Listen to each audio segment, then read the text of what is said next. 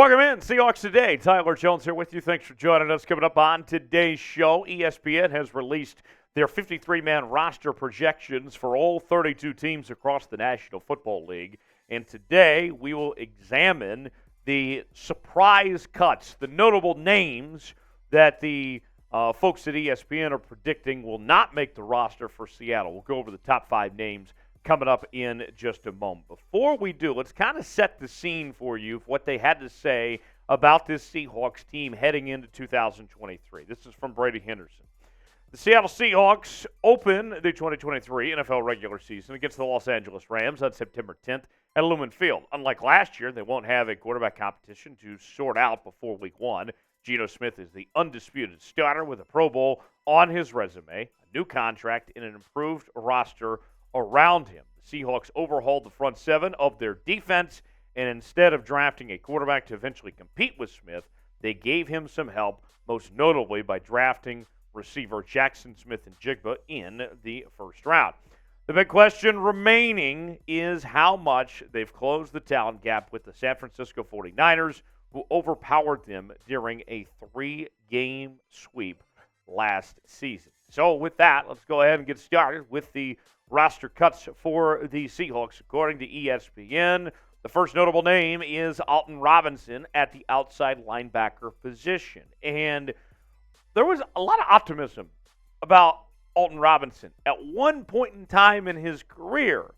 But then, with the way that he has dealt with these injuries and hasn't been available, missing all of last year, it seems like his future, his time is coming to an end. It's about to run out with the Seattle Seahawks after what seemed to be a promising future at one point. 2020 was a 5th-round pick out of Syracuse, played in 30 games in the first 2 seasons, and had 3 starts there. Seemed like there was some upward mobility with Alton Robinson. But then, with the knee injury last year and what the Seahawks have done to invest in those edge rushers and what we've seen, the money that they've put in there and the young guys that they've drafted with the likes of Boye Mafe and Derek Hall and others, Alton Robinson, even coming back healthy and everything, there's just not a place for him. He's not in the Seahawks' future anymore at this point in time. So this one makes sense that Alton Robinson would be one that will likely not make it when it's all said and done. So our pinned comment today, let's ask you, should the Seahawks cut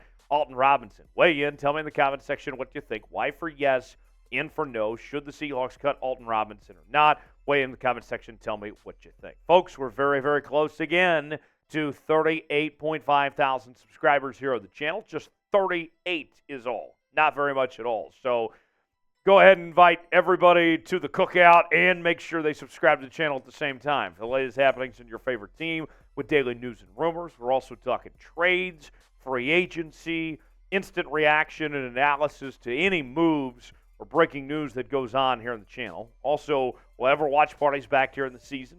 We'll be starting those up here pretty soon with the preseason games. And also our live shows go on Wednesdays as well, 6 p.m. Eastern, 3 p.m. Pacific. So if you're a diehard Seahawks fan, this is the channel for you. Subscribe now for free today, and you'll be glad you did. Next on our list is Artie Burns at the corner position. And when he started off with the Seahawks a couple of years ago, when they brought him in free agency, there was optimism about Artie Burns and his role and being a contributor and playing a decent role within this Seahawks defense. But he kind of got passed up on the depth chart pretty fast there with the Seahawks for the former first-round pick out of Miami. And we've seen these young guys really develop when it comes to this corner position. And so some of you may say, well, you might like Artie Burns for whatever reason and don't want to see him go. I can understand if you might like Artie, but here's what I would say from a personal level, although even if you have a connection to him of some sort. Let me put it this way for you. As a Seahawks fan, taking a step back, I think you look at it and you say, this is actually a good thing for Seattle because it shows the growth and the development where these guys are at on this defense, that you can say goodbye to a guy like Artie Burns because of what we've seen with Tariq Woolen, Kobe Bryant, the expectations that are out there with Devin Witherspoon. Still got Mike Jackson around, Trey Brown is still around, according to ESPN here. So Artie Burns ultimately gets cut in this case, but I'll say this. Things are looking very optimistic and bright for that future in that cornerback room with the Seahawks as far as I'm concerned. Today's show is sponsored by Z-Biotics. Let's face it, after y'all hit me with a bunch of super chats, I don't bounce back well the next day. That is until I found Z-Biotics. Z-Biotics Pre-Alcohol Probiotic is the world's first genetically engineered probiotic. It was invented by PhD scientists to tackle rough mornings after drinking. Here's how it works. When you drink, alcohol gets converted into a toxic byproduct in the gut. It's this byproduct, not dehydration, that's to blame for your rough next day. Z-Biotics produces an enzyme to break this byproduct down.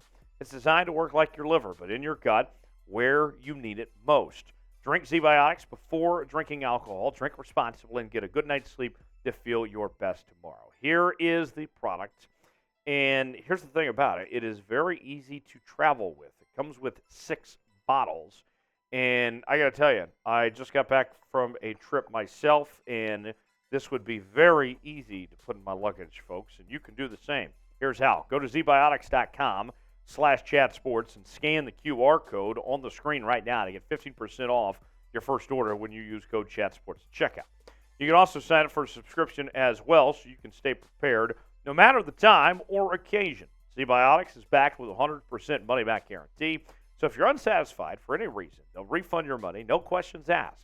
That's zbiotics.com/chatsports. Use code chatsports at checkout for 15% off. Thank you, Z-Biotics, for sponsoring today's video. Next on this list is Cade Johnson. And Cade Johnson, last year, at the beginning of the season, found out that he was not making the final 53-man roster. They still kept him around on the practice squad, and he comes from a good family of football players. His dad was a star at the University of Nebraska back in the day. And what do you know? He ended up making his way back to the active roster at one point this year. So this is the guy that he's been on the wrong end of that phone call and still worked his way back previously. Did get to play in 3 games for the Seahawks last year. Spent the first 2 seasons, on and off the roster for the Seahawks. So we'll see what happens to him. But kind of like what we talked about the cornerback situation for Seattle, although Cade Johnson is a young guy with experience and has obviously shown something to stay around in that organization. You can obviously tell he's got the respect of his coaches and coaching staff. This, again, shows the strength of this position group. When you talk about where this team is at with DK Metcalf, Tyler Lockett, Jackson Smith, and Jigba, obviously D. Eskridge is got to have a big year to stay involved, and that was one of the things with ESPN's roster projection is keeping D around. So Cade Johnson ultimately gets the cut in this case. I want to know who's a player the Seahawks should cut. We've gone over a few names already from ESPN's roster projection, but who comes to mind? Who is somebody they should move on from? Tell me in the comments section who you think the Seahawks should cut and miss the 53-man roster. Next up, we'll state the wide receiver position. That is where we find Jake Bobo. And I know with Jake Bobo, listening to you guys in the comments section, he's already become a fan favorite of sorts as an undrafted free agent. One of the most highly sought after UDFAs out of this year's rookie class. Undrafted out of UCLA, previously played for Duke, was the 3rd-team All-ACC performer back in 2021, and he's had a really good offseason. We've heard from Pete Carroll and Shane Walrdon and some of the coaching staff that he has been one of the breakout performers this offseason, that he has put in the work. You know the scouting report with Jake Bobo. He's a good guy. He's got good hands. And the big thing with him, besides the other point that he's obviously a tall dude, he's not very fast. He just doesn't have the quickness that you're necessarily looking for. He was one of the slowest receivers in this past rookie class. So with that said, that's kind of the thing that holds him back at this point. The numbers that he had last year, I mean, this is a guy that had a solid season, 817 yards, 7 touchdowns, 14.3 yards per reception off that 57 catches he had. Jake Bobo I think, is going to find his way on the practice squad, and you'd love to keep him around. Maybe he gets activated at some point in the year. But the speed thing, I think, is just what's hurting him at this point in time that's going to hold him back from ultimately making that 53-man roster when it's all said and done. But Jake Bobo will still be mentioning his name, I think, later on. So don't get too discouraged yet if you're one of those that really like Jake Bobo. Last one on this list is Jalen McKenzie. Jalen McKenzie, undrafted out of USC. And I think when they brought in Jalen McKenzie, the big thing was that the flexibility that he provides, that he offers, there was a thought that, okay, let's see how the Seahawks can find a way to use that of some sort. It's a guy that played 42 games in college, 19 career starts at SC at right guard and right tackle. He's done it all. But the development of the offensive line of where we've seen this group go is just not enough space for everybody here. And this is somebody that previously signed with the Titans practice squad, joined Seattle last September. So he's been around the organization for a bit, but just doesn't seem like it's going to work out for him as far as that goes. So ESPN's roster cuts, to recap: Alton Robinson, Artie Burns, Cade Johnson, Jake Bobo, Jalen McKenzie. And I know there's some notable names on this list. Like we said, we've talked about Jake Bobo a lot. Alton Robinson, there was some potential at one point in time. Same, with Artie Burns, Cade Johnson, obviously, the name, especially when it comes to his family involved in everything. But I'll say this. I think that ESPN, Brady Henderson Company, did a good job putting this roster projection out because ultimately this makes sense for Seattle, and it speaks well to this roster of the job that Pete Carroll and John Schneider have done to put this group together. So tell me this before we go. Who's a player the Seahawks should keep on the 53-man roster? We went through the cuts today. Who's a player that the Seahawks should ultimately keep around that you disagree with? Let me know in the comments section. Tell me what you think.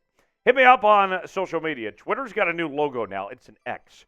I have no idea why, but I'm on there anyway. Also, Threads now, one of the new social media platforms, Facebook, Instagram. It's all the same handle, at Tyler Jones Live.